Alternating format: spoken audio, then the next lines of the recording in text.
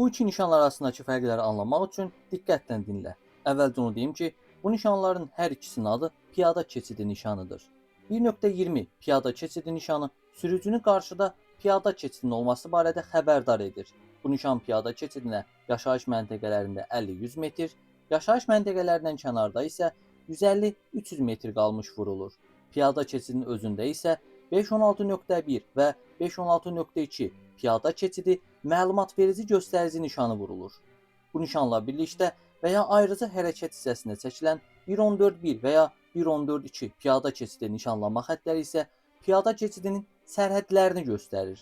Sürücü nizamlanmayan piyada keçidinə yaxınlaşdıqda keçidə daxil olmuş, yəni ayağını keçidə basmış piyadanı buraxmaq üçün dayanmalıdır. Sürücülər həm də yadda saxlamalıdırlar ki, bu yol vermək qaydası yalnız nizamlanmayan, yəni svetoforun və ya nizamlayıcının olmadığı piyada keçidlərinə aiddir.